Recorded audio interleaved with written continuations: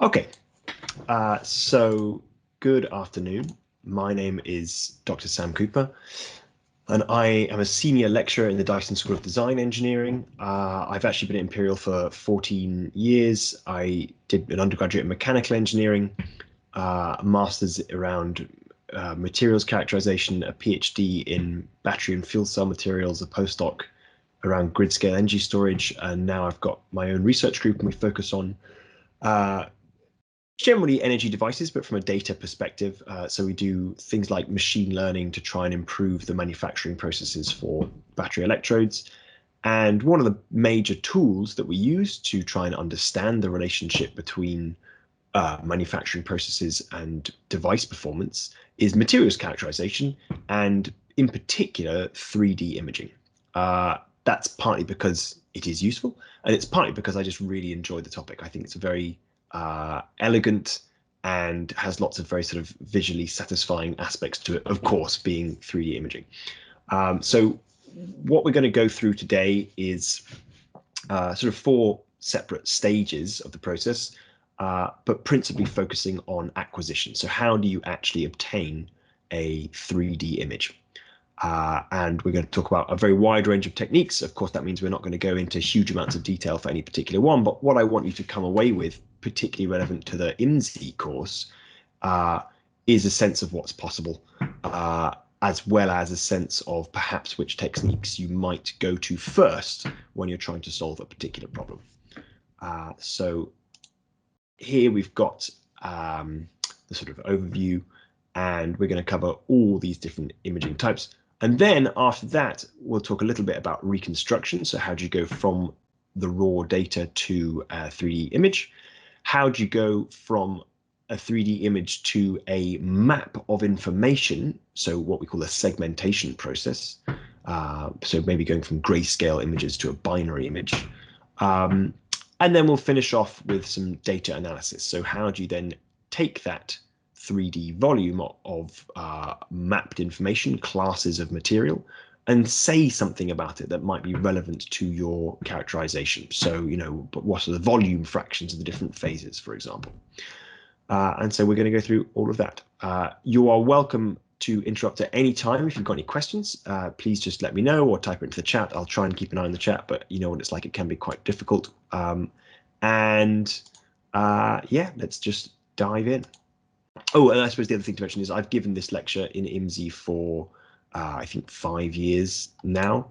And yeah, I think I like to think it's a really useful part of the course because it sort of covers such a wide range of topics that are relevant to materials characterization. So when you are selecting your imaging technique, you need to basically think of 5 key considerations.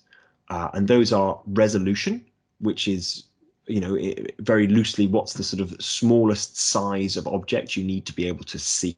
Okay, and actually the concept of resolution is quite subtle. It's not just about the smallest pixel in your image, that you can have very small pixels that are all very blurry. So that's not quite resolution.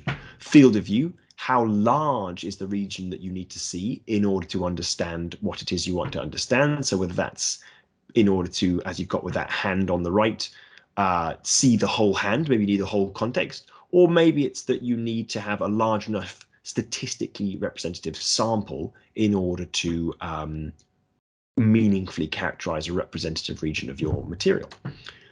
The attenuation of your materials, that's could be broadened out a bit more to say you need to understand the way your materials interact with your imaging process in general. So it could be in terms of X-rays, where you can see on the right clearly the bones in the hand attenuate, block the X-rays more than the skin, which is why it shows up brighter in that image.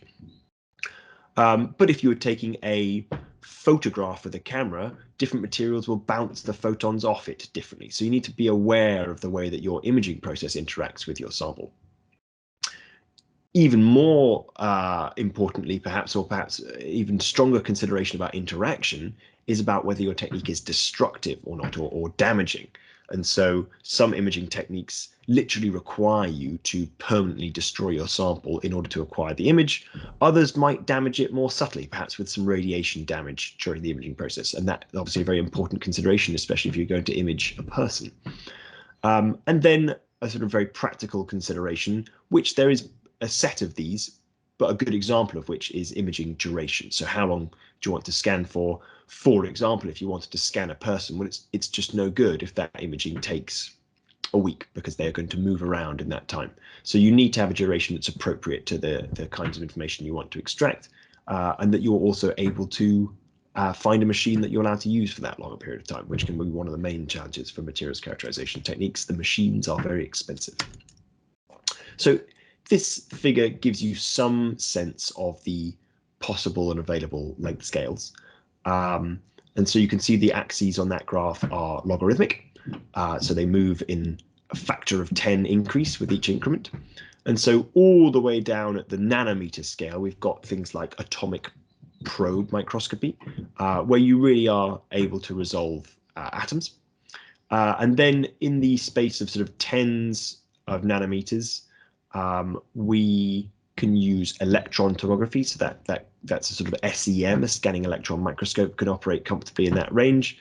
And then above that, you can have some focused ion beam methods, which allow you to explore sort of larger area. And we're going to talk about each of these techniques in more detail in the rest of the talk. But also you start to then be able to use X-ray techniques. It's very difficult to use X-rays below about sort of 100 microns. That's already a very advanced high resolution X-ray imaging facility. But you are probably aware that when you go to perhaps an airport or a hospital or a shipping freight port, that you can use X-rays to image extremely large volumes of things as well, which you certainly couldn't do with electron or atom probe.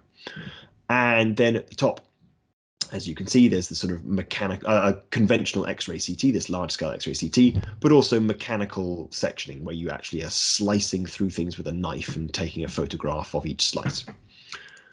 And the sort of nice image on the right shows that particular length scale stepping process for some battery materials.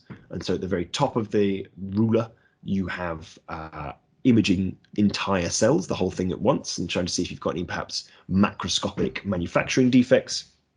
And then you can go all the way down to imaging individual particles within each electrode.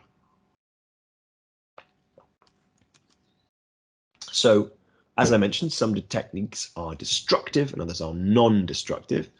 And certainly FIB, which stands for focused ion beam, when we say FIB plus SEM, what we usually mean is using the focused ion beam to slice or mill away some of your samples, so like sort of polish a nice flat surface. And then your SEM, your SEM, your scanning electron microscope, you then take a photograph, well, it's not quite a photograph, but an electron image of the surface. And then you take another slice with the ion beam, and then you take another photograph, and you build up a stack of images. So that is clearly destroying a small region of your sample. On the other side, we've got various types of X-ray and neutron tomography, and they are not destructive, but as we'll talk about a bit later, they might not literally destroy the place that you imaged, but often in order to prepare the sample for that imaging process, you tend to have to rather damage the sample all around that area.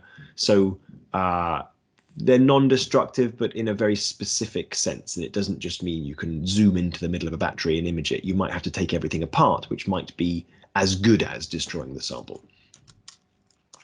So starting from the perhaps crudest form of imaging that we're going to talk about today is the original form of 3D imaging, which is visible light tomography, where you essentially have a very sharp scalpel blade on a nicely calibrated rotating platform that you can have your sample.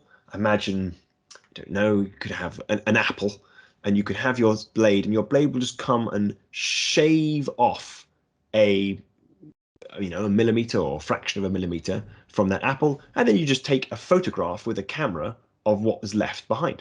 And then you shave off another slice, and you take another photograph, and you shave off another slice, and you take another graph. And this concept is called slice and view, and it actually aligns very well with the word tomography, because tomos means slice and graphos means to write. So you end up with writing down each of your slices as they come. When you do this, you will inevitably end up with some sort of interesting artifacts. You might have to do a bit of post-processing to realign your slices, which weren't quite where you thought they were, or some error in the machine or whatever. But you can see, I hope, quite plainly how you'll be able to build up a 3D representation using those slices. And you have to control, for example, very carefully how thick the slices are. And an object like a sphere turns into a sequence of circles in 2D, and then you stick them all together again, and you can extract that they were in fact a sphere. So an example of where this has been used, this is some real data, is understanding alloys. So maybe you've got various metallic phases precipitating out during a cooling process, and you see their different crystals grow, and using the fact that they might have different reflectivities, visible light reflectivities, you can end up seeing where those crystals are in the metal. So this has just been mechanically polished. So perhaps rather than a knife, this one has been pressed against a sort of diamond polishing surface. So it's like a felt mat, a fabric mat that's got a diamond dispersion polishing paste in it. You press it against it for a fixed period of time, you take it off, you image it again. So you can build up step by step a 3D volume of this material. And clearly that is destructive. The next one we'll talk about is X-ray computed tomography. And here we've got a sort of very simple schematic. This is actually taken from my thesis, made beautifully in PowerPoint. So on the left, you've got an X-ray source. So this is a machine that generates X-rays. How do you generate X-rays? Well, essentially, you have a nice vacuum chamber. So you've got no air in a little box. And you have two electrodes, an anode and a cathode.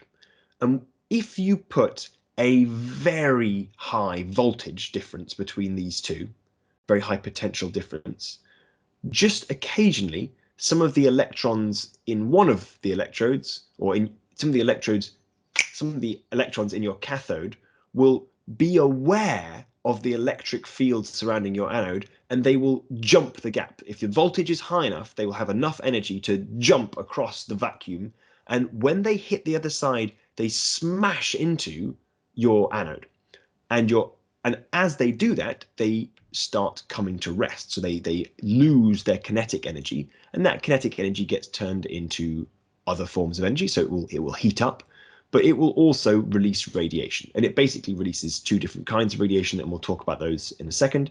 And then this radiation sort of essentially comes out in all directions, but you have a nice little aperture, you have a nice little hole in the box, and you let some of that radiation out, and then you put a sample in the way of that radiation, and that will block some of the X-rays. And if that's the whole principle of X-ray imaging, that some materials block the X-rays more than others.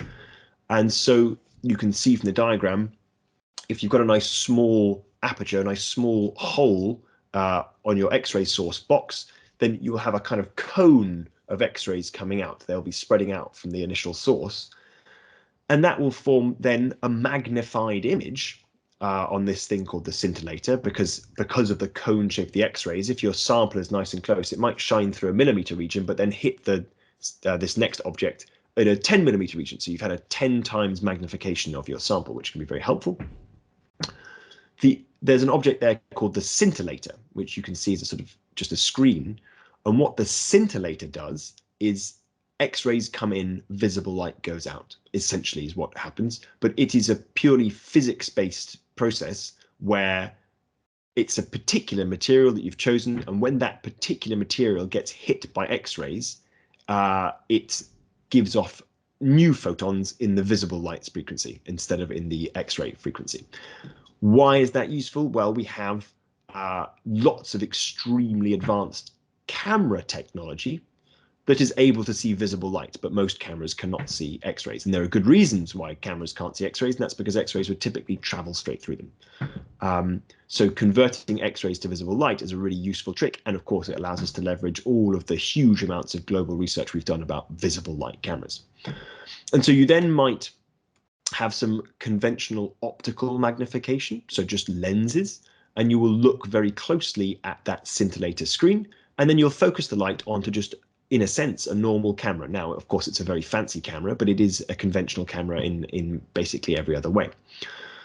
So you shoot the X-rays out, they go through your sample will block different amounts in different places.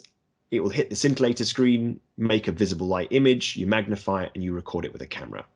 The one thing we haven't said is that is not a photograph. A photograph, you send the photons out, they bounce off the surface and come back to your eyes. These photons, because of course X-rays are just very high energy photons, they're actually going through the sample. So they are what we call a transmission or projection image. And this means that if you took a photo of my one hand on top of the other like this, you would see my left hand principally. But if you took an X-ray image of my two hands, you would see the two hands sort of jumbled up equally. You wouldn't even be able to say which hand was in front of the other. Okay, and this is why XCT is called XCT, because it's X-ray computed tomography. You have to do some quite tricky maths to go from an image through a sample to a map of what must have been in the sample. And one of the important things, well, one of the vital things necessary to do that is you have to have your sample, take an image, and then actually take lots of images as you rotate your sample round. So you keep rotating your sample, you keep collecting all of these projection images, and then at the end, you put that into some computer script, and it says, okay, if I know what an image looked like all the way through my sample from all of these different angles, I can go backwards and work out what must have been inside the sample given the images that created. And that's why it's computed tomography. Whereas the slice and view is very much at each slice, you see what was at that slice. This technique, you see everything in every picture, but it's all jumbled up and sitting on top of each other. So interactions with matter, essentially you are going to interact with the electrons, particularly in the atoms, and so different atomic masses or different numbers of electrons are going to result in different amounts of attenuation in your sample. And we've got a very simple relation describing the expected attenuation. Things are a bit more complicated than that because particular photons, particular energies of electrons, of photons, can be preferentially absorbed by certain electron configurations around an atom. And that can be because they have sort of bands and shells waiting for a particular energy that would allow them to hop a particular distance, because of course these things are quantized.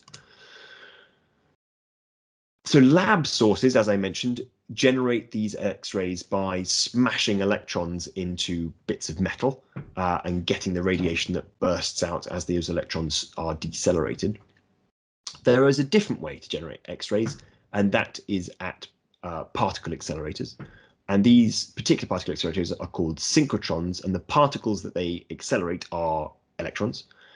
And you can generate vastly more photons or X-rays by doing this particular approach. But as you can see, this is a very large facility. That's an image from a plane of a facility in the UK near Oxford called Diamond.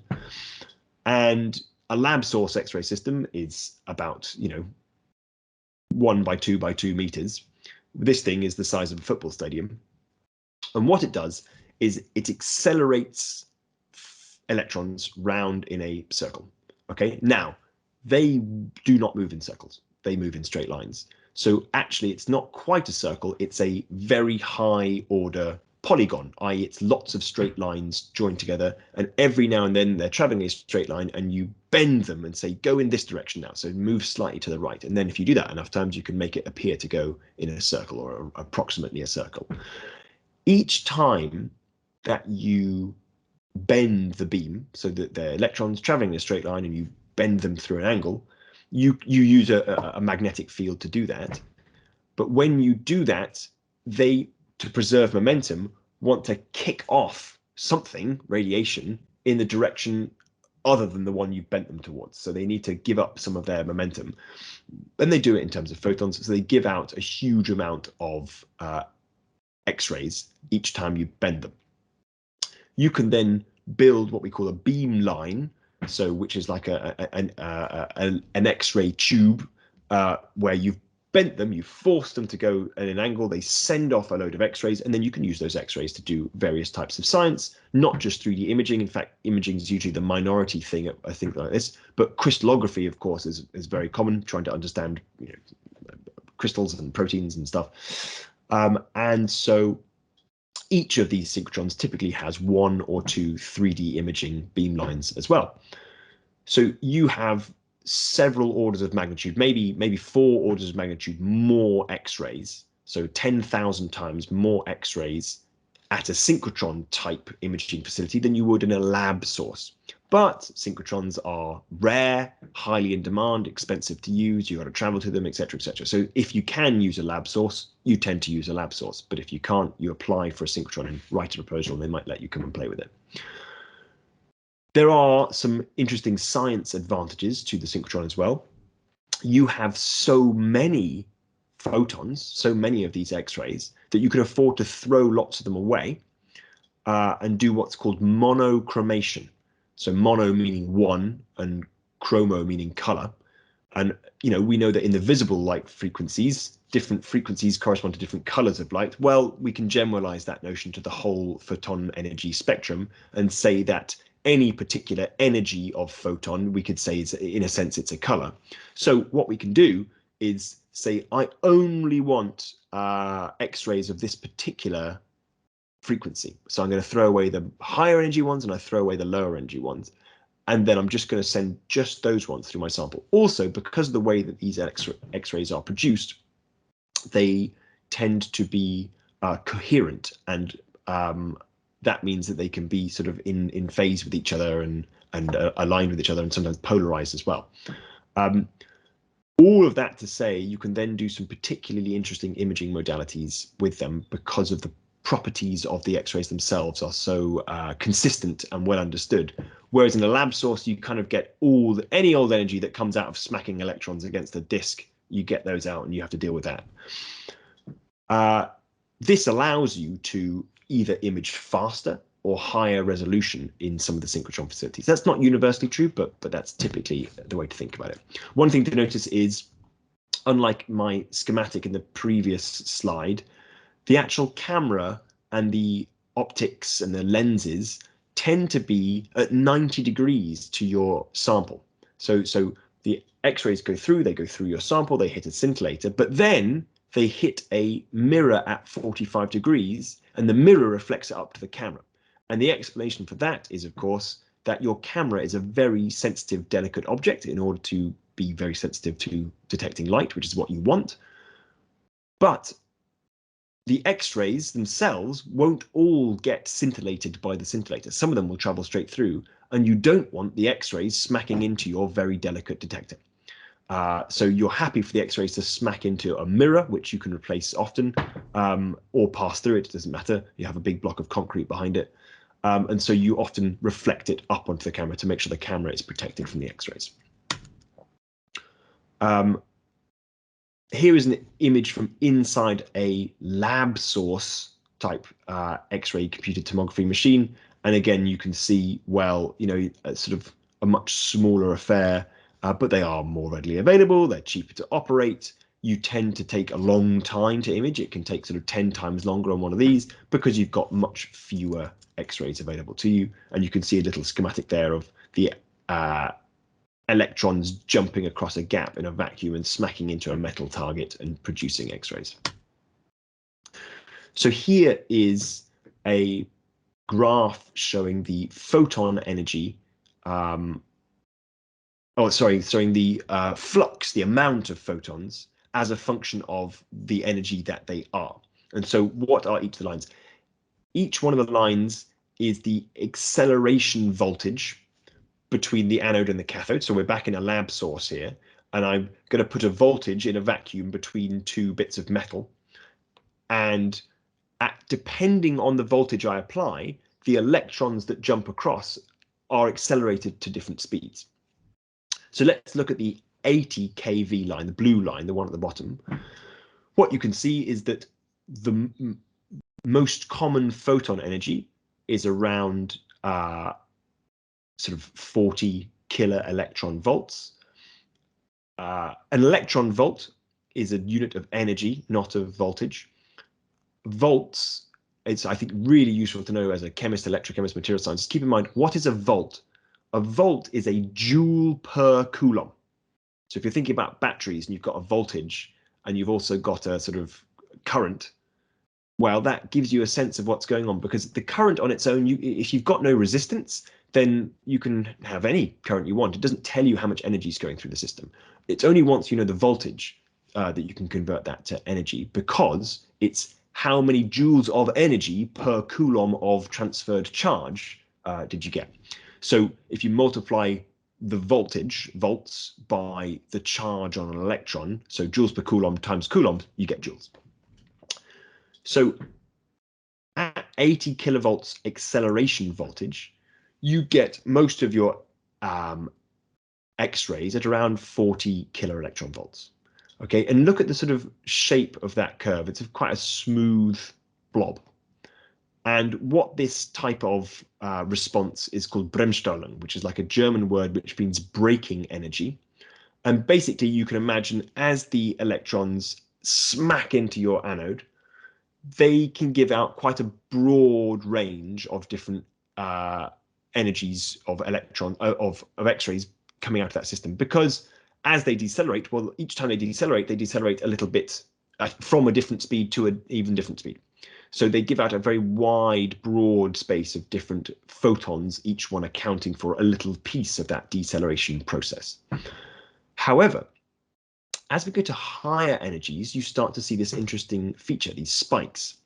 And what's happening here is that more of the electrons that are incident, more of the electrons that hit your sample are stimulating a very particular action inside your target, your rotating anode.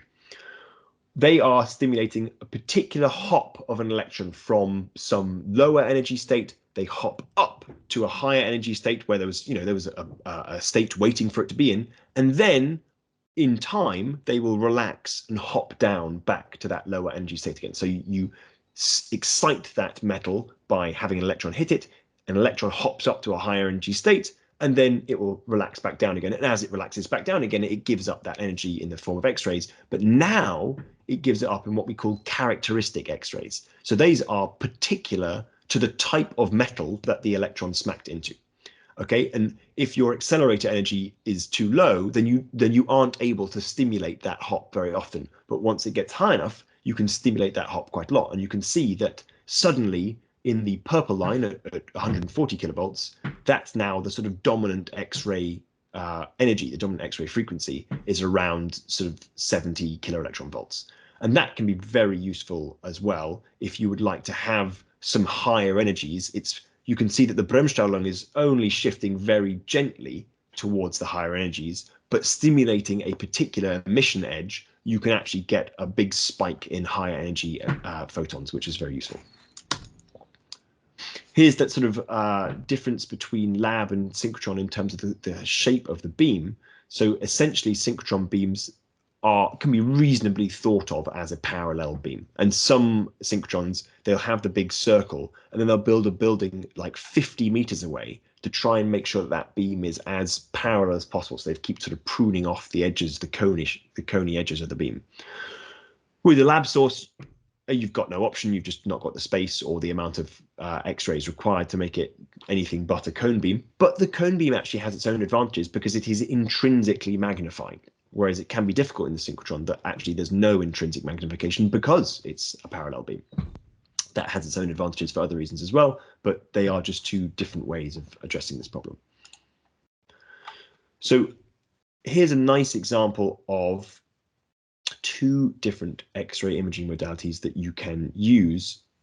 One is the classic, which we call absorption contrast, which is, as we said at the start, the more electrons the more electrons you have around your material, the more absorbing of X-rays that material will be. That's a rough way to think about it. Of course, as we've mentioned just 2 slides ago, not only do some materials want to kick out electrons, want to kick out X-rays at a particular frequency, sometimes they also want to absorb energy or photons at a particular frequency. This can mean that your absorption spectrum is not some sort of smooth line as we go up to higher and higher atomic masses. It's actually got sort of characteristic edges in it that depend on which material you're imaging. But broadly speaking, you can think about it as higher density or higher atomic mass is going to be more absorbing. So that's the most conventional way to image. There are other ways of doing it. And phase imaging, which you can see in the image on the right, is a really nice example of this, where this is clearly the same sample that's been imaged twice. But now what you can see is that it's the edges in particular that are being highlighted. So you've lost some sense of where is solid and where is, I don't know, air around the sample, but you've got a much clearer indication of where exactly the edges of the sample are, and that can, of course, be very useful. What's happening here? Well, some materials don't have a very high absorption coefficient, so they don't particularly attenuate X-rays, but they might have a high refractive index. So they might cause the phase of the light, so that you can have two photons and they can be traveling in a sense like this, both in phase, or you can have two photons and they might be out of phase like this as they move towards you. And as you are aware, I'm sure, things that are in phase will constructively interfere, and things that are out of phase will destructively interfere. So as I shine light through my sample, if it just grazes past the edge of my sample, what I can end up with is two photons very close to each other that have now become out of phase with each other and cancel each other out when they hit the detector, essentially. So it highlights the edges. You get this phase contrast mechanism. And that can be extremely useful, especially for weakly attenuating materials, which is most biological samples don't really block X-rays very much. So phase contrast imaging can be very useful to detecting fine features in biological samples. Another imaging modality is around edge contrast, which is, again, these names can be slightly confusing until you know what they are. So phase is not about the material phase, but it's about the phase of the light and whether it constructively or destructively interferes with itself around the edges of the material. Edge contrast is not about the contrast around edges. It is actually about the different amount of contrast you'll get above and below a absorption edge. So these two images have been imaged from the same sample, but they've been using two different X-ray energies to image them. In the first image, let's say, you've used one particular frequency of X-rays, and you can't really do this with a lab source because you get any old energy that comes out. But in a synchrotron, you can use your monochromator, to tune the particular frequencies of X-rays that will come through. And if I put it at one frequency, it might be that, as you can see, all you can see is where is solid and where is pore. So it looks like a two-phase material. That's sort of roughly what you see in the image on the left. And then you might change the energy. And what I'm doing with my hands here is moving the monochromator so it picks up a different energy.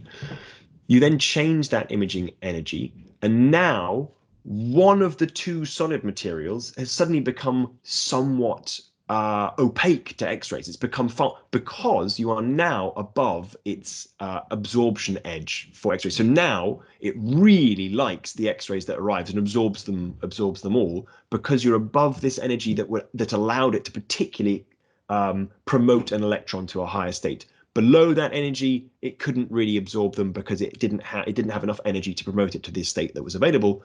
Above, now it can say, aha, I'm going to absorb you and I can promote this electron. And now you can see that one of the two solid phases has become much more opaque than the other one. So now if you've got a three-phase material, perhaps two solids and some pores, you can image above and below your one of your edges, so a K edge, which is just an amount of energy. And if you image it twice, you can now differentiate the three phases with more confidence. And this image is a really nice example of that. Next, we'll move on from X-rays and talk a little bit about neutrons. So neutrons are just, they are another fundamental particle, and you can use them to you can bombard your sample with them and get an image. It is also with neutrons, you are transmitting it through the sample or making a projection-based image rather than bouncing it off like a photograph.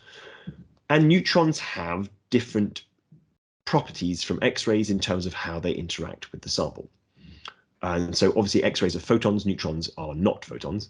And interestingly, with neutrons, you are not, because neutrons are not charged, you are not interacting with the electrons now, you're interacting with the nucleus itself.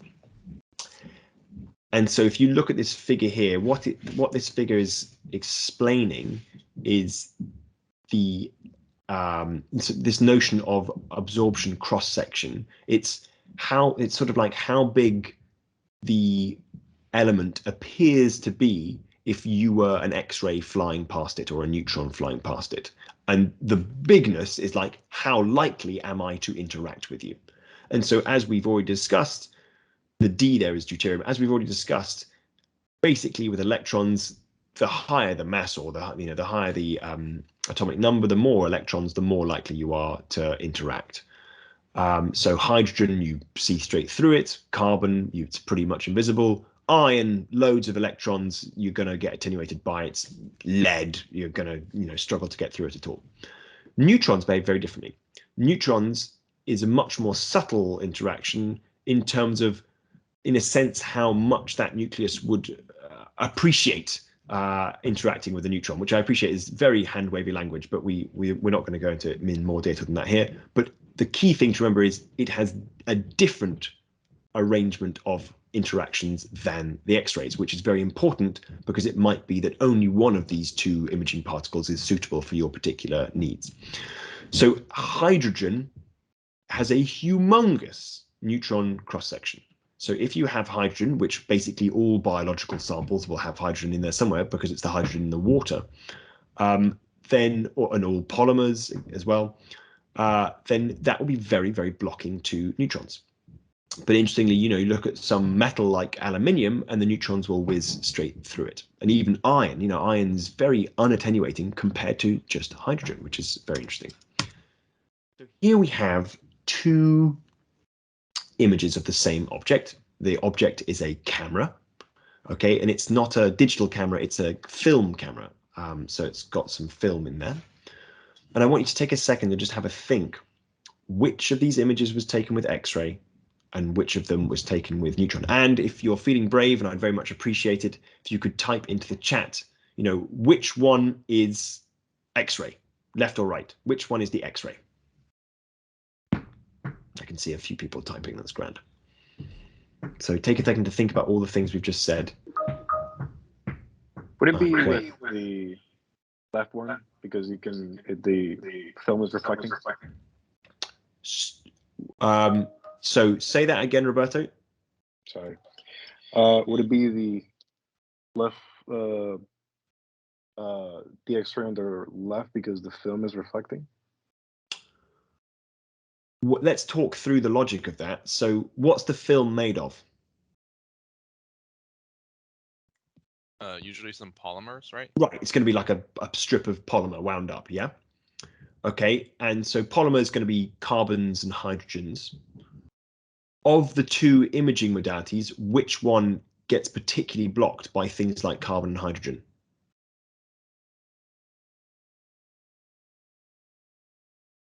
Going to be neutron. I think it's neutron, yeah.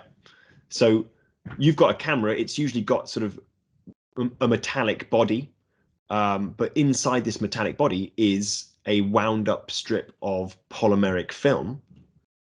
And in the left-hand image, only this bit of film, this wound up bit of polymer, is very dark and has clearly blocked lots of stuff. Whereas on the right-hand one, the film is totally invisible.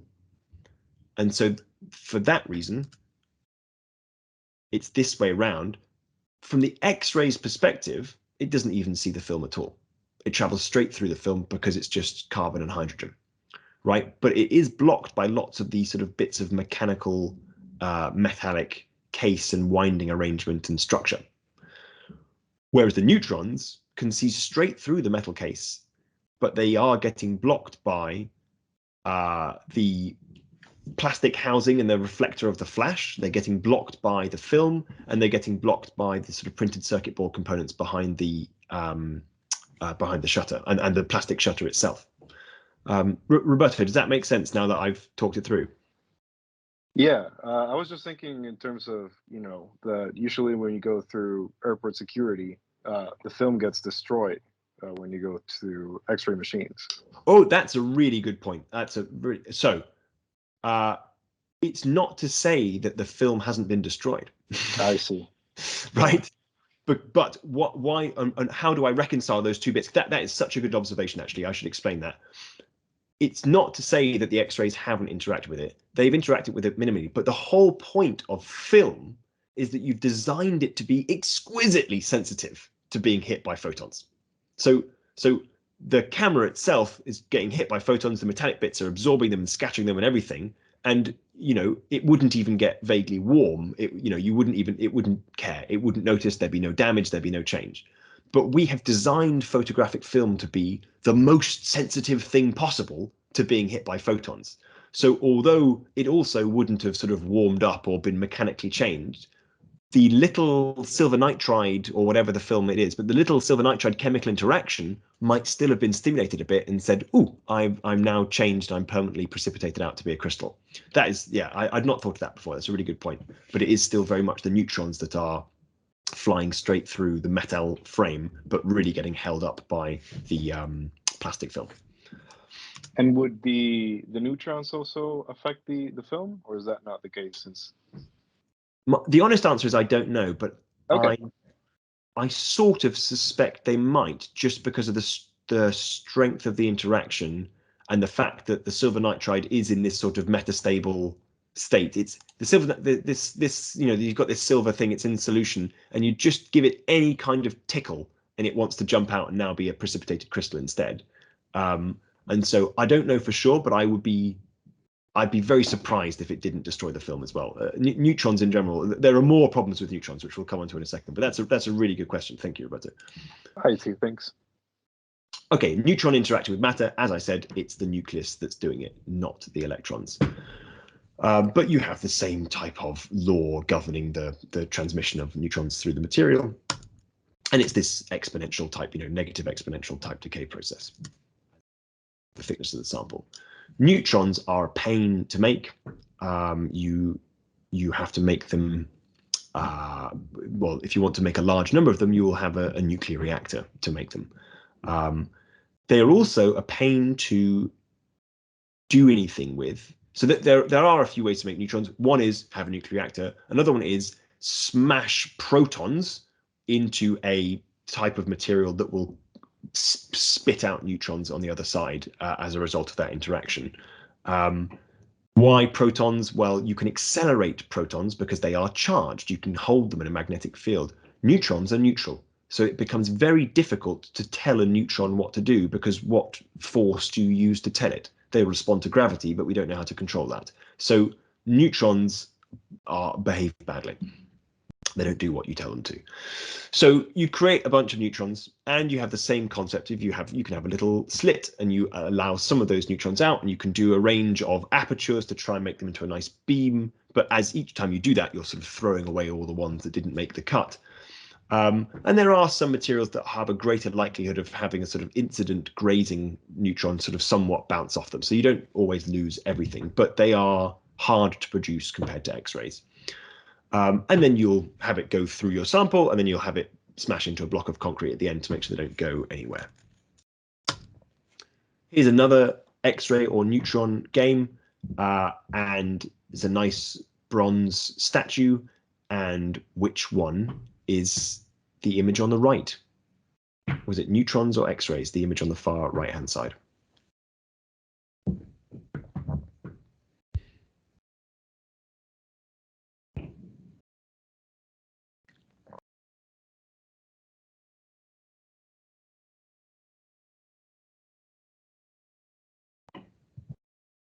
Neutrons, agreed, excellent. So the image on the right-hand side has been imaged with neutrons.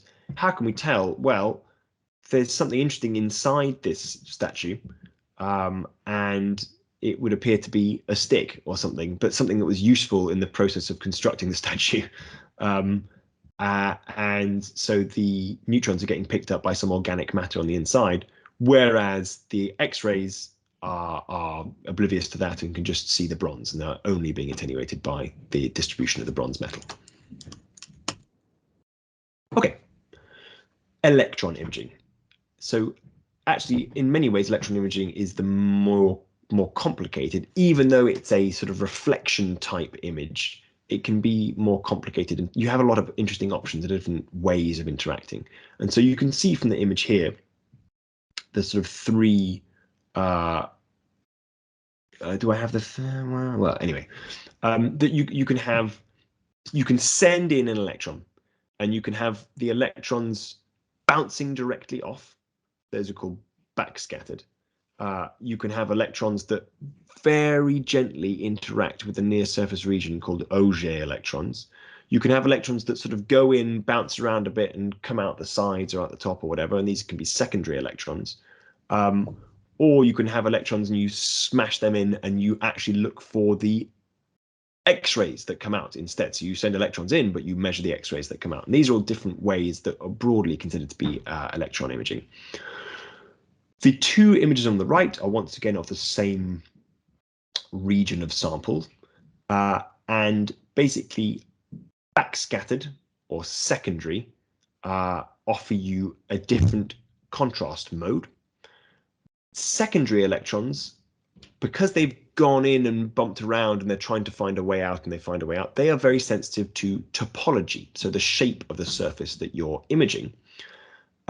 Because if you imagine, if I've got a piece of material like this, if I send in an electron from the top, it might come out the top, but it might also go out the side again. And so if you're near an edge, that can make the edge appear a little bit bright because there was another direction for the electrons to escape and go back to your detector. Backscattered electrons are the ones that bounce off your sample and immediately go back to your detector. And they give you the atomic mass information, or the atomic number information, sorry. So they are much more about directly what was the sort of inertia of the object that it hit, that it then bounced back off again, and you can detect that. So they will tell you about elements, which elements are present and where they are. So you can see those two images of the same region. One has given you a real sense of the shape of the region. The other one has given you a very different pattern, showing you that actually there are different elements at different places. They both do both to some extent. So there's always, a little bit of both imaging contrast modes in each image, but you can really make a big difference by choosing which detector that you use, or which detector mode you're using in order to collect the X-rays, the electrons that come off. So here's an example of a lab-based fib-SEM tomography machine made by Zeiss. And I mentioned before that you can, just like you might use a scalpel to slice off a little bit of a sample and take a photograph, if you wanted to slice off an extremely thin region of a small sample, you can use an ion beam, a beam of accelerated ions, for example, gallium ions. Gallium is useful because gallium has a very low melting point, so you can have a little bath of gallium metal that's being heated up gently, and any liquid will above itself have a little partial pressure of the gas of that liquid. And you can then have an electric field across that gas, which will then cause some of those gas atoms to become ionized, and you can use a magnetic field to accelerate those ions away. So you can generate a beam of focused ions, focused ion beam fib. You can then direct that beam and smash it into your sample, and it will basically sputter away material. So wherever the beam lands, the material flies off in all directions, and you can have very fine control over that and scan it over your sample and cut away a nice fresh cross section, and then move your sample on little motors, and then have your electron beam take an image. Now, one thing to bear in mind is that with the X-rays, when we shoot the X-rays through your sample, we get loads of X-rays, they all go through your sample, and they all, like a photograph, land on the detector at the same time, and the detector has many, many pixels, and each one of those pixels will say, oh, I saw this many photons. And then you gather all that information together, and you'll get a nice sort of matrix in your computer, and that's the photograph, that's the image. With electron imaging techniques, you actually go pixel by pixel. So if you want to image this region, you go here and collect, here and collect, here and collect, and you build up. And that's called rastering, where you move around your sample collecting pixel by pixel. So you raster around your sample, but the amazing technology allows you to do that in fractions of a second. So it will have sent out, a million little pulses and collected the million little offshoot electrons, and allow you to build up an electron image in, I don't know, a small fraction of a second for a whole megapixel image. The higher the resolution you want, the more you have to focus your electrons, and so the fewer of them you can typically have. And so as ever, if you want to see really close up, it's going to take you longer. And that's the same as true with an optical camera. The more you zoom in, the fewer photons are coming into your camera. So you have to wait longer or have a very bright flash. So you raster around in order to collect your image. If you want to collect an image of a 3D porous material, that can present a real challenge because with electrons, because you can't tell what's the front surface and what is actually the back wall of a pore. If you're looking at a cross section of your sample, if you imagine you look at a cross section of a piece of bread, well, if you turned on a really bright flash, it would just be a totally flat piece of beige. But you know that the bread has got actually lots of little bumps in it. And so sometimes the beige is the back wall of a bubble, and sometimes it's the surface where you slice the bread. That means you'll lose all of your morphological information. So what people commonly do, because lots of interesting functional materials are porous materials, is that they will infiltrate their sample with some kind of resin, perhaps epoxy resin. So step one, put it in a little vacuum chamber and suck all the air out of all the pores, which takes quite a long time because the little paths could be extremely long paths for these little atoms of gas bouncing around. Suck all the air out, and then introduce a bit of epoxy resin, and through van der Waals, it will just suck capillary action. It will also just suck all of this epoxy and fill up, ideally, all of the pores. Only if you've got open pores. If your system has got closed pores, then you're going to have to find another approach. So that's what's going on here. You also need your samples to be small enough to fit into the chamber, and the chamber for all electron imaging techniques needs to be a vacuum chamber. Otherwise, the air molecules would bounce the electrons off and scatter the image and make it very low. You can get what are called environmental SEMs, which actually allow you to have a very small gas atmosphere just next to your sample. So you have what we call sort of differential pumping. So next to where your electrons come out, it's a vacuum. And then in lots of little steps down, you allow a little bit more gas to be present. So there's the minimum amount between your sample and the beam, but enough such that some samples which do interesting things under gaseous atmospheres are allowed to do those things.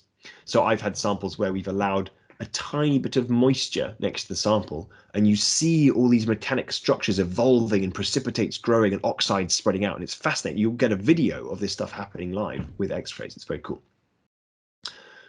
Your sample also needs to be electronically conductive. So that means that, and this is because you are firing electrons at it, and electrons are negatively charged and they have to go somewhere. Otherwise, your sample is going to charge. And if your sample becomes charged, then the next batch of electrons that come in will see the electrons that are already sitting there, and they will get deflected, and this will distort your image. So you need your sample to be able to transport away all of the electrons that arrive there. And so what you might do if your sample, if you want to image a piece of metal, well, then that's no problem because they will move away. But if you want to image a biological sample or some polymer, then that can be a problem. So what people often do is set up their sample, and they might sputter gold everywhere. So put a very thin layer of gold all over their sample, hopefully to enable conductive pathways everywhere, to wick away all of these electrons and minimize the artifacts caused by charging. You also might stick your sample to the sample pillar with a silver paste just to make sure there's really good electronic pathways. So here's a schematic showing, and actually some real data showing the FibSem principle, slice and view. so you've got your beams coming in at different angles, and you fib away a cross section, and then you image it, and then you fib away another one, and you image it. And you can see on the right that's a real sample, and that's very small, right? That little pillar is 20 microns across, so a 50th of a millimeter across. And you can see that the fib beam comes down from the top and polishes away a nice cross section, and then the SEM comes in from the side and images that region. And is this a video? I don't think so. No, but here's the front surface of that little region, and you can see the distribution of particles, and someone has infiltrated a particle material with epoxy resin so that there's a nice flat surface to look at with the electron beam.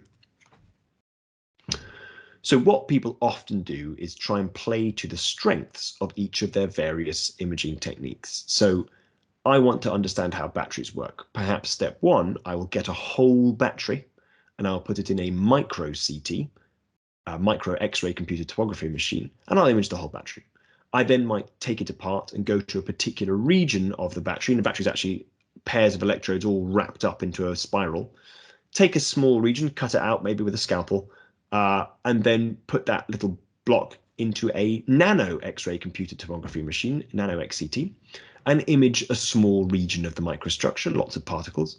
I then might take that sample and put it into a fib-sem slice and view machine and perhaps do a generate a 3D volume with serial sectioning with my fib, with my focused ion beam, and then really just image inside one particle to understand how the crack networks propagated and what are the distributions of elements inside it, etc., etc.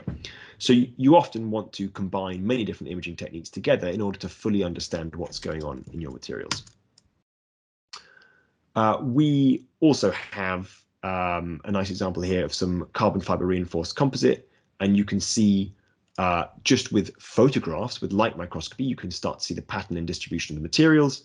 But you have also got some X-ray computed tomography where you can now see the internal structure. And then also you can take an SEM image and get a really high imaging resolution of exactly where each of the sort of fibers are. Another nice example here is corrosion pits in stainless steel. So looking at where the sort of oxidation processes snuck into a material.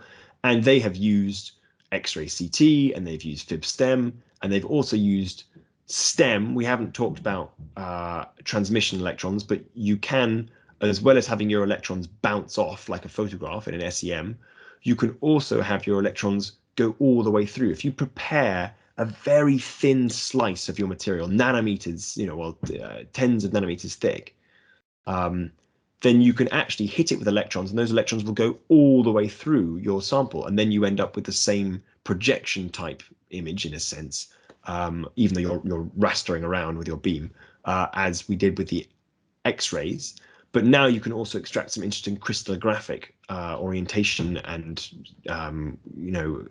length scale information. Hugo.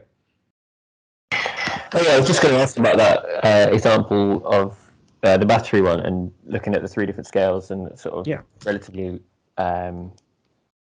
large scale to really fine scale. And what, just as like an example of what I was just going to ask, could you elaborate on what you would glean from this, and or what sort of information, how could this be used to like optimize or solve problems or anything like that? Yeah, absolutely. That's a good. So this is what I do. This is what my job is. So, so at the millimeters length scale, you might see, for example, you might test a cell under difficult conditions. You might make it hot, or you might put a really high potential across it, and you might see that cell dies.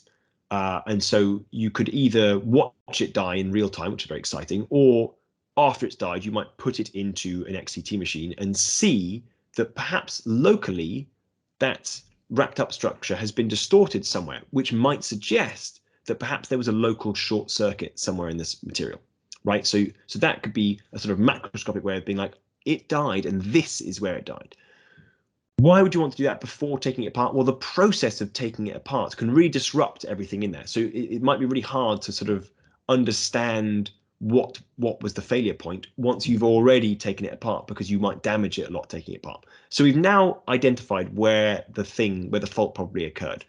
So then let's go to a glove box and we'll take it apart and we'll cut out that particular region. And we can now go and look in the XCT at higher resolution and say, well, what's going on here? So maybe we've got some dendrites, so little whiskers of metal that have grown, lithium that have grown from one side to the other. Maybe that's what caused the local short circuit and heating and failure. And then you might say, well, why do those dendrites form?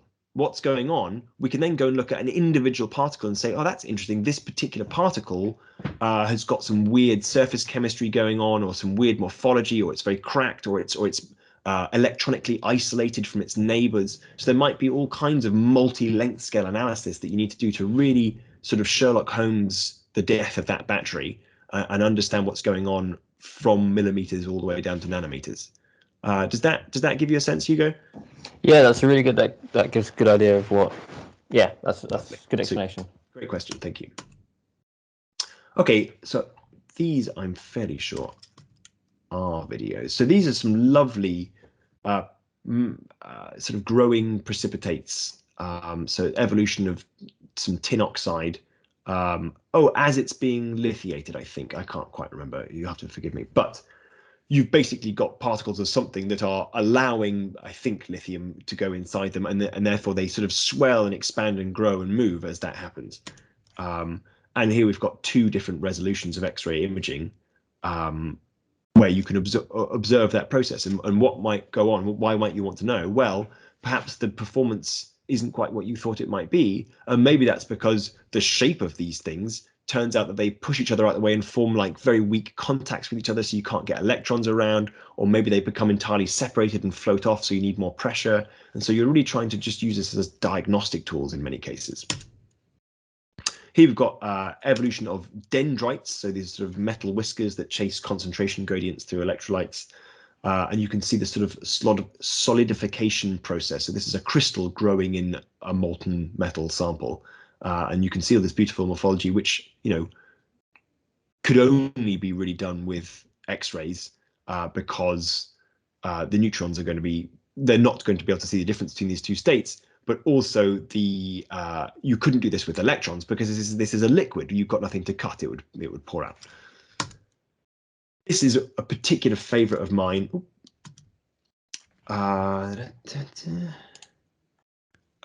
This is the head of a fly. And flies, flies have brains, but they have quite simple mechanical behavioral properties. And so one of the things that a fly will do is if its feet aren't touching the floor, it will start flapping its wings, which is a perfectly sensible strategy.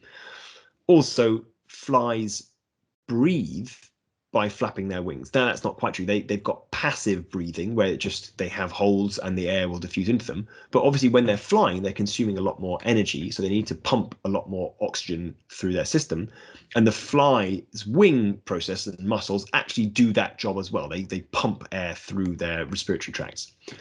And so someone wanted to image this. And so they took this to a synchrotron. If you imagine how quickly a fly's wings are beating, well, if you tried to image that, if you try to take a photograph of that, you would just get a blur. So the way you don't get a blur is by having really fast imaging, right? Where all the photons go at once and all the photons come back to a detector. And as we've already said, to get really fast imaging, you need lots of photons. So you need a very bright flash in a camera. Analogously, with your X-rays, if you want to take an image so fast that the wings have barely moved in that period of time, then you're going to need a very, very large number of photon X-rays, and so you're going to have to go to a synchrotron X-ray source to get that kind of flux.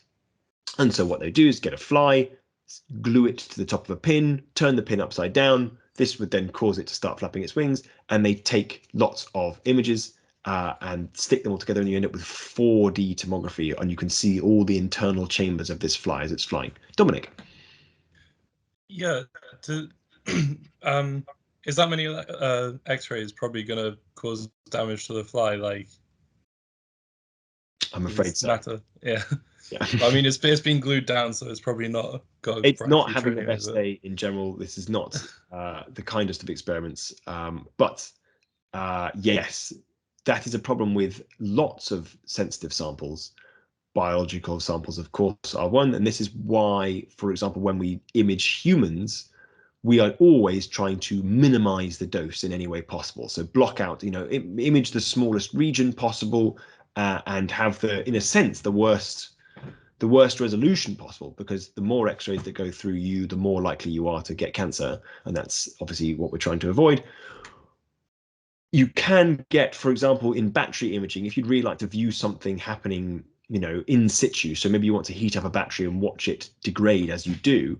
One of the problems is if you want to image it with X-rays that quickly, the X-rays themselves can also heat the sample even further and start to cause little gas bubbles to emerge in the electrolyte. So yeah, that's a really good question, and it's a really valid concern. I'm afraid the flies did die, but in the name of science.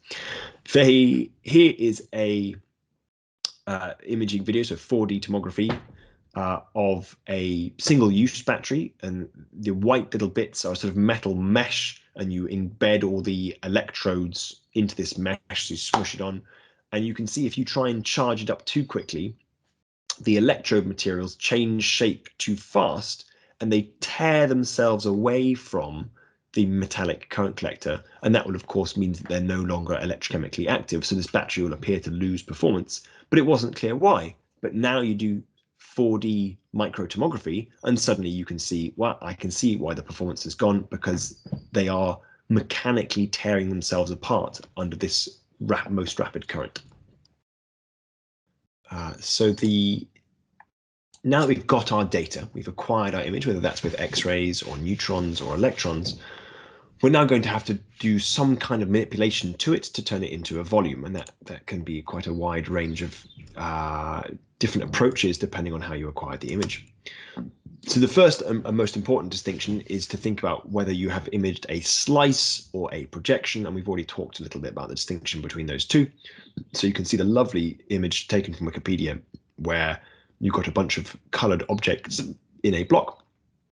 And if you project through it, then you have the superposition of those objects in terms of relative to where the X-rays came in and where they were detected. So the green then sits on top of the yellow from that particular angle. Whereas if you take slices through the volume, then you only get to see the particular thing on that imaging plane. However, even slicing has some subtlety to it, because unless you really were able to slice orthogonal or slice down an image directly from the side, then actually your images are probably going to be collected at a bit of an angle. So you have to undo that little bit of an angle. And so there is some subtlety involved in reconstructing slice and view images. And actually, what's one of the things that is often not done in the literature, and people reconstruct it as if they were orthogonal to the sample, and then they get weird sort of stretch distortions. In fact, it's squished down. It looks like the sample has been squished. And of course, for sort of randomly looking microstructures, you can't tell intuitively whether it's been squished or not. So you need them to have reconstructed it correctly for the statistics to be correct. As I mentioned, with fib tomography, if you have got a porous material and you haven't filled in the pores, then you can't really tell what's on the imaging plane versus what is the back wall of the pore. And so you can see I've highlighted in yellow there a region of non-infiltrated pore, which is showing the pore back effect, where you can see the back wall of the pore, and that becomes quite difficult to then interpret once you pass it to maybe some software to say, what's the distribution of nickel in this material? How does it know what's the back wall of a pore and what's the front? So very difficult. That's on the left. The middle image is an effect called curtaining. So when you use your focused ion beam to mill away a nice fresh wall of your sample, a nice fresh imaging plane, actually you can get a sort of roughness on that surface, which is parallel to the direction of the imaging beam, which looks a little bit like some curtains. So it's called the curtaining effect. And you can see very coarse curtaining in the example in the middle image there. And what you do to get rid of that is polish at a lower energy. So you then, once you've done your sort of crude initial polish where you're bombarding it very hard and you get curtains and you get preferential slicing in different, slightly different areas, you then reduce the energy of that a little bit and do a fine polish. And obviously doing a finer polish with a lower energy takes longer, but that's how you get the nice, very fine finish. And then again, as we've mentioned briefly, the sample on the right is exhibiting some charging effects. So some local regions in the sample have been hit by electrons, but they don't have a very good conductive pathway away from that particular region, and so they start to accumulate charge. And if they accumulate charge, then the next round of electrons to come in will be deflected, and this will distort your image because your sample was expecting to receive some electrons in that region, but they got scattered off before they got there and deflected from other things, so it might appear darker or actually lighter, depending on what's going on. So that was all of the slicing-based reconstruction. The computed tomography, CT, as we've said already, requires you to shoot particles all the way through your sample, and then you've got this sort of superimposed image of all the things inside the sample on the side, and you then rotate your sample through many different discrete angles, and then you use all of those different projections from all the different angles to try and reconstruct what was going on. And so there are lots of different algorithmic strategies for doing that, and plenty of papers in the literature of people talking about what works well.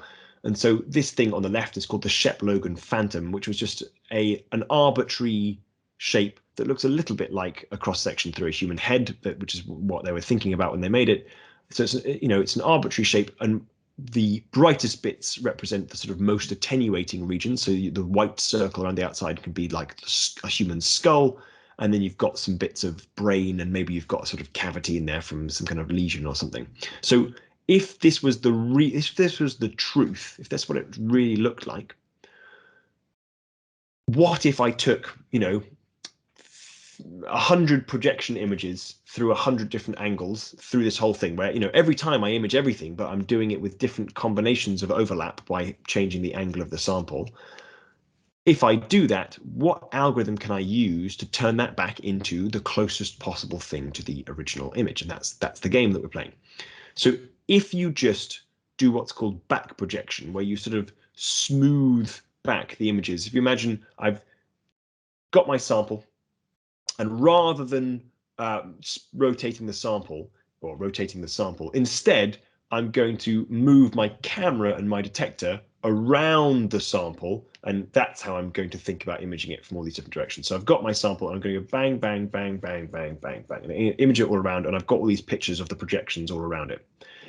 What I can do is just sort of smear those images back all over each other across this middle region, and that does contain the information, and each of those smearings will correctly reconstruct that angle's projection, and you put them all on top of each other, and that will give you the structure. But that is the second image from the left. If you don't do any kind of filtering to that, you get a very misty, blurry, vague image.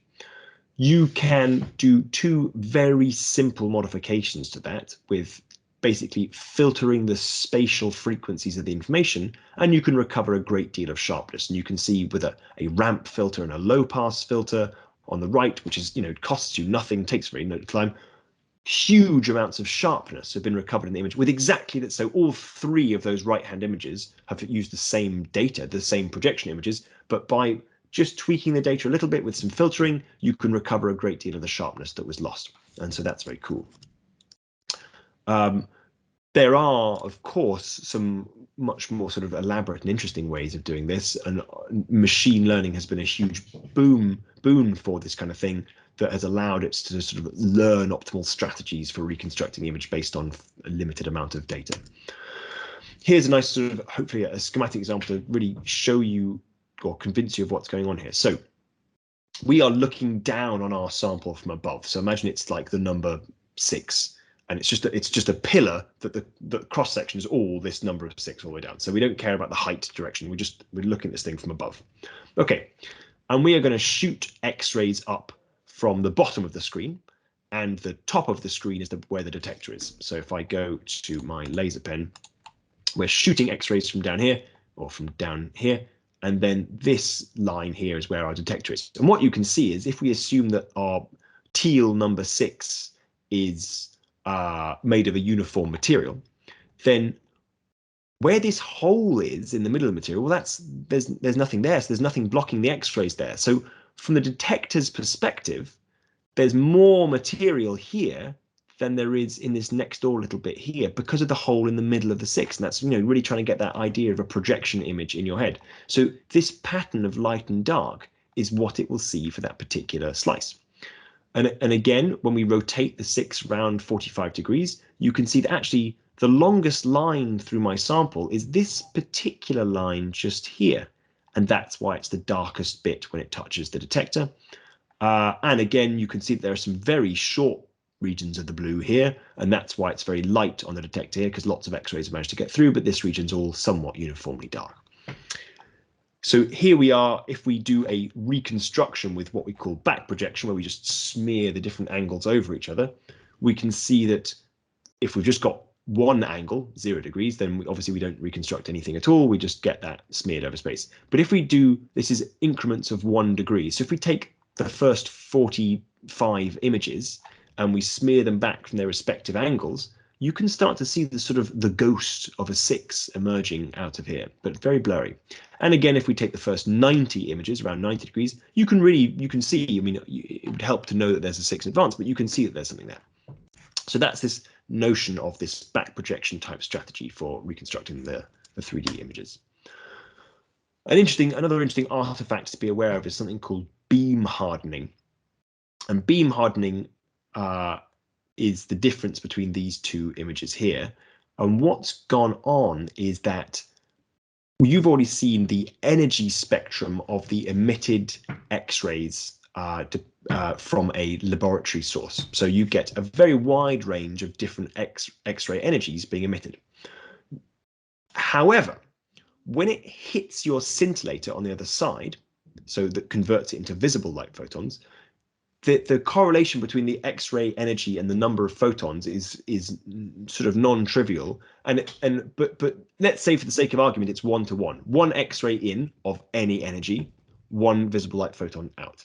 If we imagine that, well, that's a problem because our material it also has its own preferences about which X-rays it's more likely to absorb. And so even skimming past just the very edge of my sample, a very tiny amount of materials in the way, that might still be enough to absorb all of the low energy X-rays. Okay, and so that would make you think with a naive reconstruction, that might make you think that the edge of the sample is actually a very attenuating material. It's got like a ring around the edge of extremely attenuating material. Why? Just because, you know, of all the 1,000 X-rays that go through, well, maybe 50% of them were already absorbed just by skimming the edge of this sample. And that's because not all of the X-rays were of the same energy. And so once you've already absorbed those, the then body of the sample is only about absorbing more of the higher energy ones in this negative exponential sort of decaying behavior. So you have to correct for this beam hardening, and sometimes you correct for it physically by preemptively absorbing all the low energy X-rays. So maybe just on the exit on your slot of your X-ray generator, you might put a piece of sort of aluminium foil just so that you've already got rid of all the low energy X-rays in advance, and then this effect wouldn't happen anymore. You can also get ring artifacts, and these come up for a variety of reasons, and they are a real pain. So that the sort of broad, you know, what it should look like is on the right, but what your reconstructed volume might look like is on the left. This is from X-ray CT again. And there are a variety of reasons. I think one of the easiest to think about is this. I send out my X-rays, it goes through my sample, it hits the scintillator, I take a photograph of the back of the scintillator with my camera. What if, for example, my scintillator has a little crack in it or a little defect in it? Okay, that means that no matter how my sample is rotated, always that little place is going to show up as a black spot in the image. But with, again, a naive interpretation of that information, what I might say is, oh, there must be a ring of attenuating material inside my sample, because whatever angle I turn it through, it's always dark at that spot. And so the reconstruction algorithm is assuming that your data is perfect, and therefore any kind of deviation in the quality of the scintillator, or equally in the quality of your camera pixel, if you've got a dead pixel, then it says, well, any angle I turned it to, there was always 0 photons here, and so it must be so attenuating that no X-ray ever gets through, when all that happened was one of your pixels was dead. So ring artifacts are about sort of imperfections in your measurement, in a sense, damage to your scintillator, or imperfections or imbalance in your CCD, your charge coupled device, your detector. And these can be corrected for by taking light field and dark field images. So get your sample out of the way. Take an image with the X-ray beam on.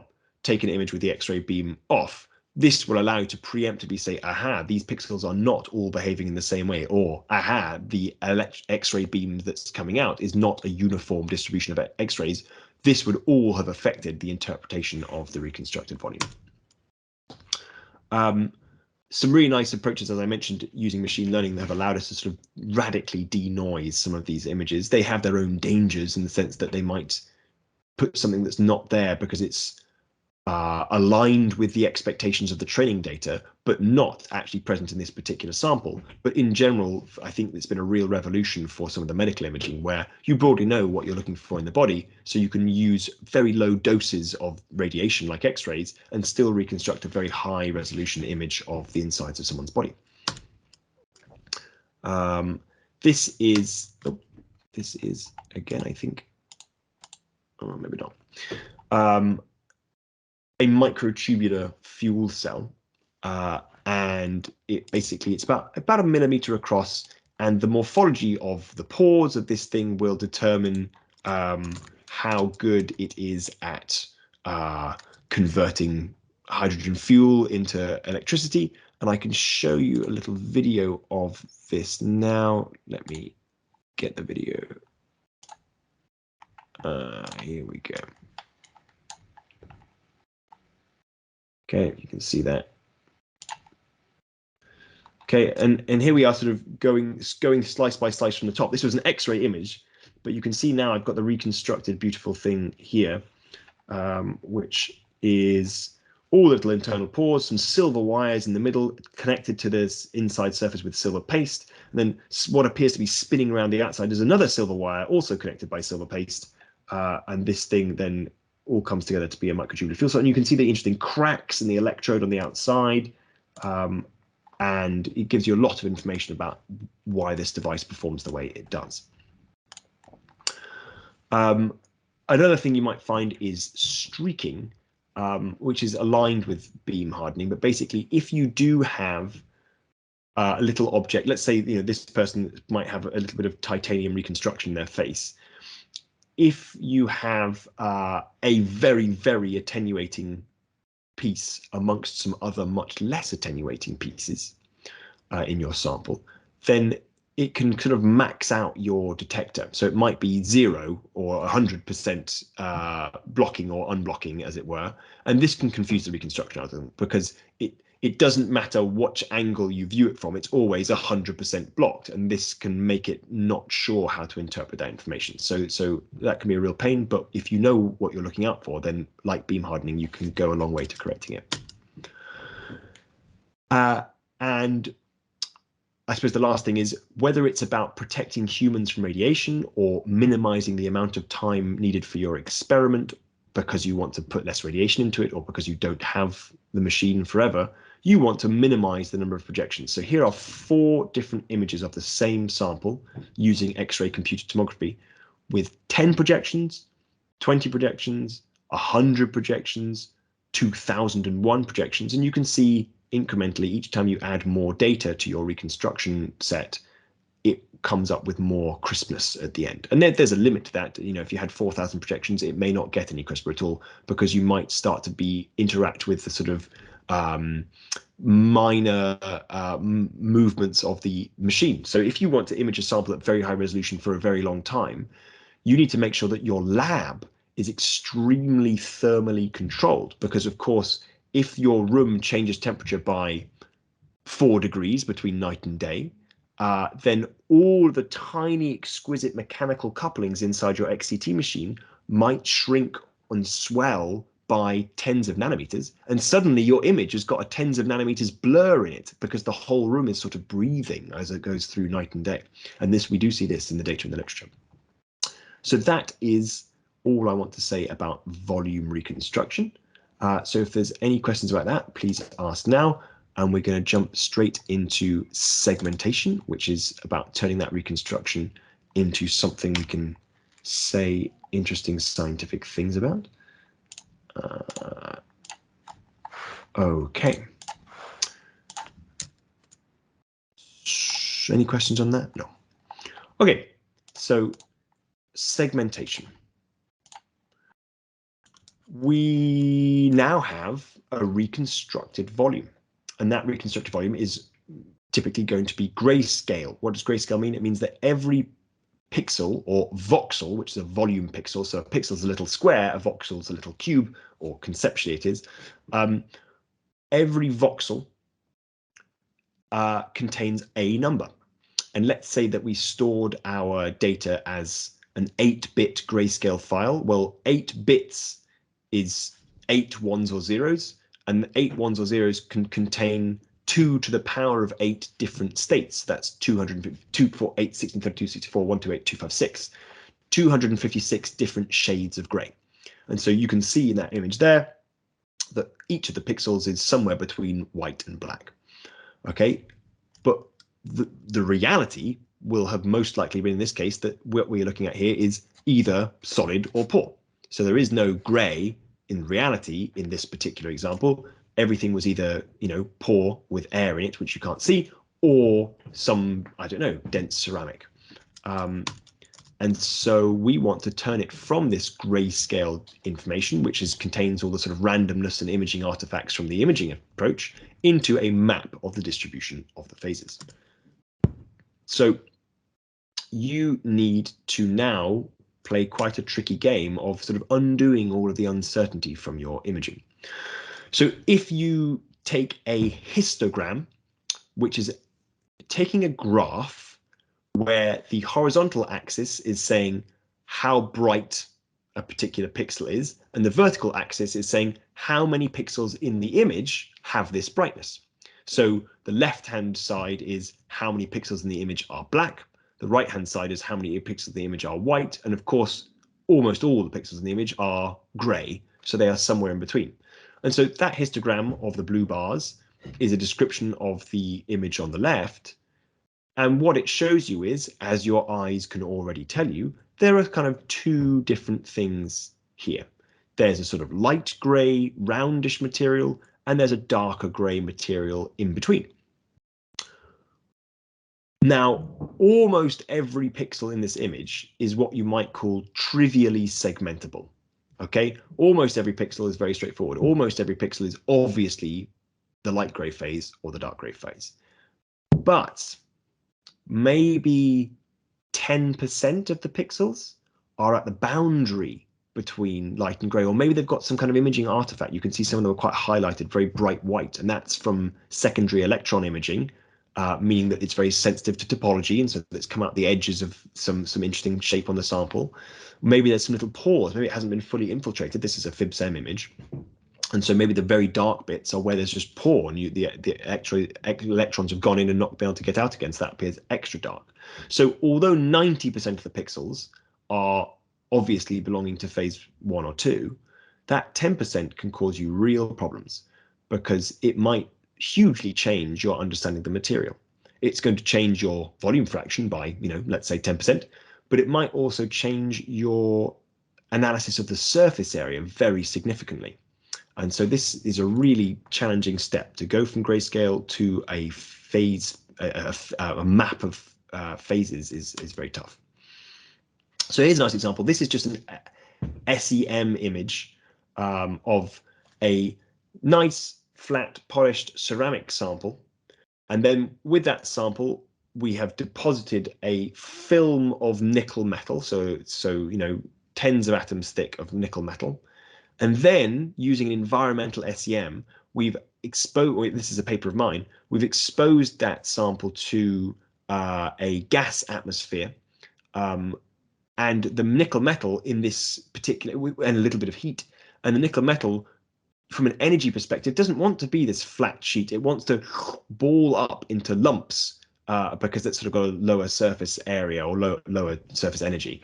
And so how do we go from that image that you can see there to a map of where the metal is, or where we can see the underlying ceramic substrate? And I'm sure now that I've told you that story, you can look at that image and tell me what's what, right? And I can sort of, you know, here's a little particle of nickel. Here's another particle of nickel. That bright dot is also a particle of nickel. Here's a particle of nickel. But think about it from the perspective of the computer. Well, the middle, so like the particles of nickel have kind of got like a bright white ring around them often, but actually the middle of the particles of nickel are some of the darkest regions on the image. So you can't say above 128 gray you're phase A and then below 128 gray you're phase B, because that just wouldn't work. It's a mix. Both of the materials have all of the grayscales in them. So what do you do? There's also some interesting thing. There's a pinhole in my ceramic here, and there's some kind of charging artifact here. This very white bit is because it hasn't been able to get rid of the electrons, and so they've been deflected. But it is possible, and if you look at this overlay, you can see, not perfect, but pretty damn good, almost everywhere where you might expect a particle to be has now been shaded blue, and where the ceramic substrate still is, it's now red. And that obviously was not done with grayscale thresholding above or below. It's been done using what we call convolutional methods, which is what basically your brain is doing as well. You don't analyze each pixel individually. You analyze each pixel in the context of its neighbors. So although this pixel here is very dark, I can see that if I look a bit more widely, if I look at the neighborhood of that particle, yeah, it's dark, but it's sort of got this ring of brightness around it, followed by a ring of darkness, followed by some medium gray.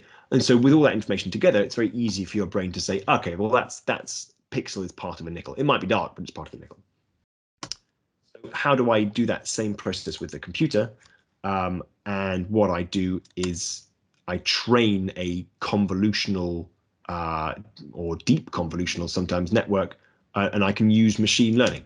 And there's lots of very nice open source online packages that allow you to do just that. And this is going to be part of your very short, hopefully quite fun coursework to have a go yourself with some of this software.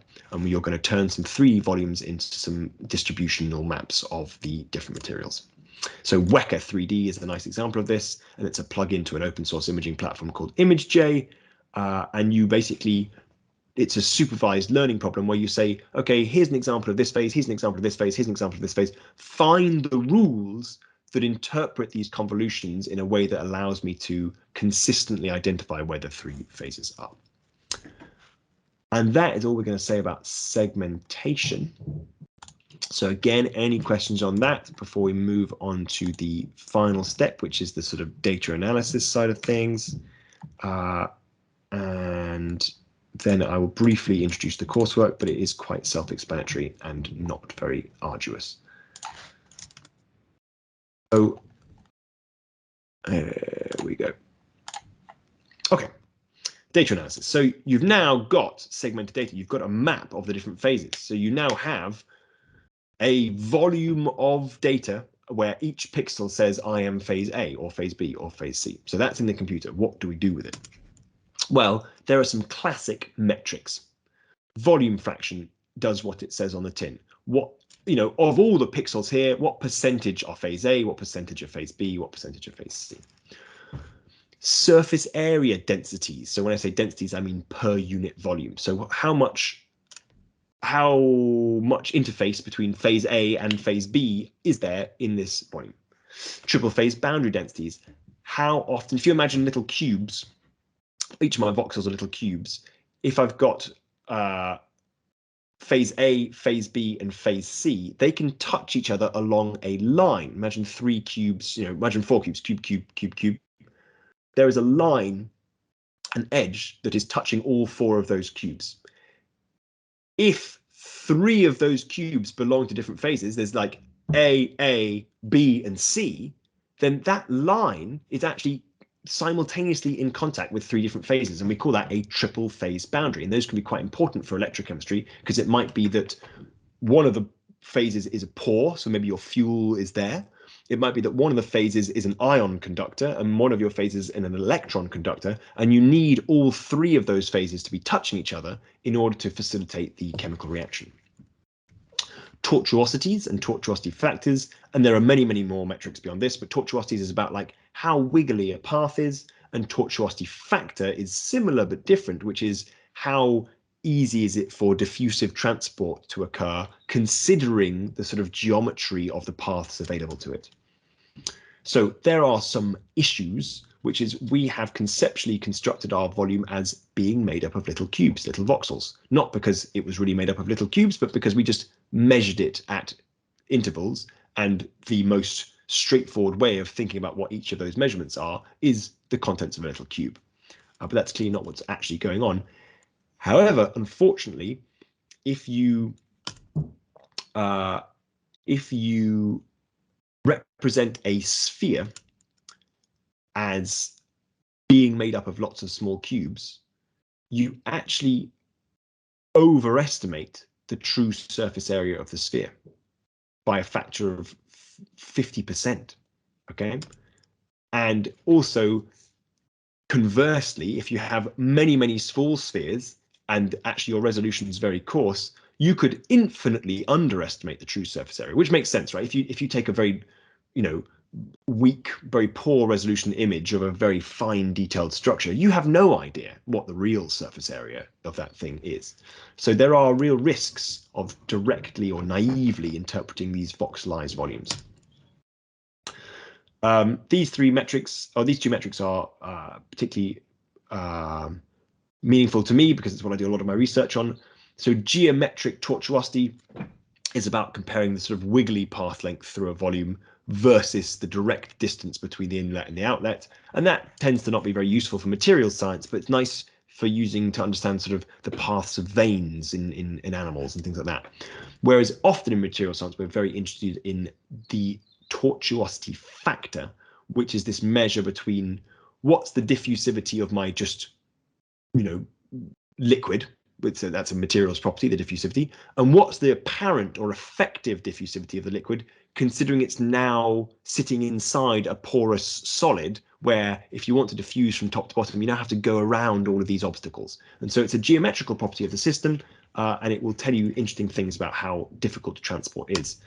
And it's worth perhaps pointing out that in a particular scenario, they are related to each other, which is when the pores can be thought of as a sort of capillary with a uniform cross-sectional area. Then they are related to each other, but otherwise they aren't. So you're going to be almost certainly more interested in the tortuosity factor and not the tortuosity. Here are three simplified samples.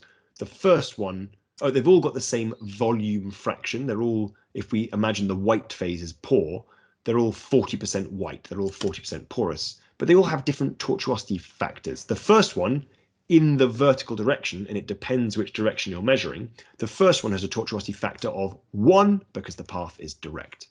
The last one, although it does have pore, the pore is isolated, it's not connected, so it has a tortuosity factor of infinity because there's just no way through. The geometry has caused an infinite obstacle to transport despite there being porosity. Could anyone be brave and try and guess what the tortuosity factor of the middle pore is? So you clearly can get from the top to the bottom of the system, but you've got to follow a wiggly path. Would anyone be willing to offer a number? What is the tortuosity factor? So yeah, oh great, we've got some people typing. And it's a sort of combination of both the narrowness of the pore and the extra path length. It's both constriction and extended path length combined together. And this one is about 6. And one way to think about it, so good guess, Hugo, very good.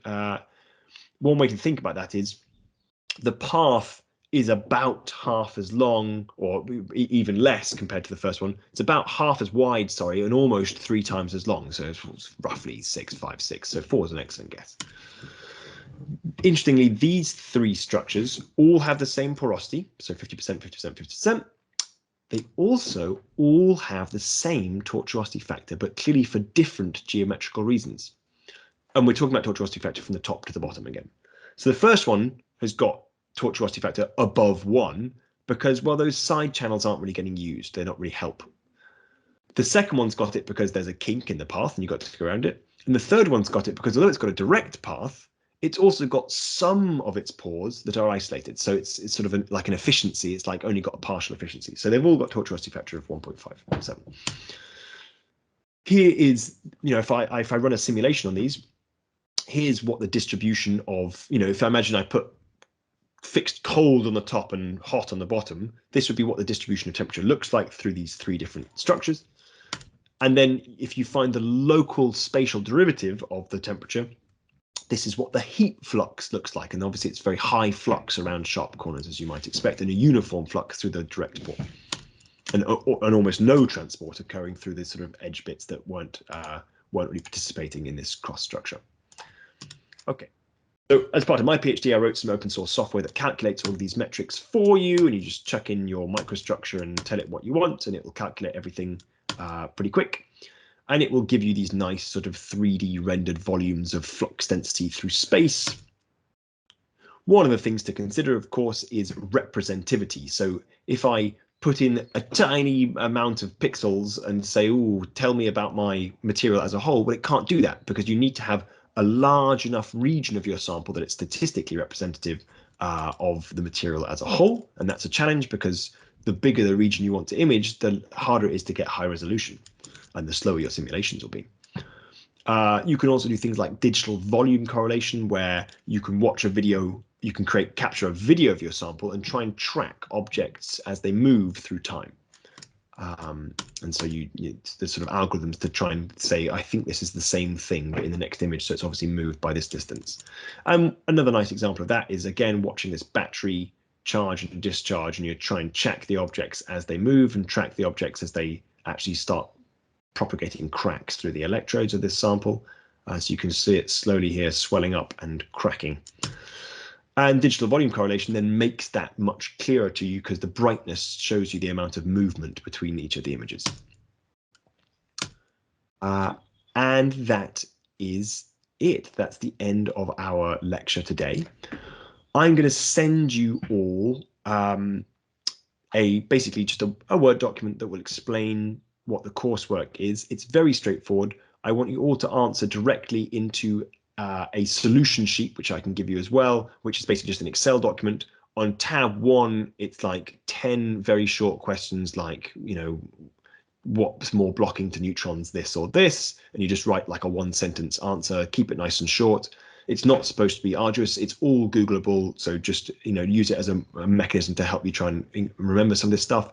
And then the next page is a space to copy and paste some results. And basically you can use my software package and the open source software. I'll give you some nice blurry multi-phase data sets, and you can go through yourself with instructions from my document, how to turn this reconstructed volume into materials maps that have been segmented using some machine learning, and then extracting metrics from that. And then we can all compare our results and see how much variation we got. Dominic. Yeah, so was the tortuosity factor the one from the diffusive tortuosity? Yeah, that's right. Yeah, okay. Yeah, I was so thinking it was the geometric. Right. Yeah. So the geometric one's very much about like a path length, and is basically just not very well defined in 3 dimensions, or usually even in 2 dimensions. Whereas the diffusive one is much more like solve this partial differential equation in this volume. It's the sort of simplest possible flow model, and you see that the flow has to go round objects and stuff. They're both geometric in a sense, but one of them's about solving a particular PDE. Roberto.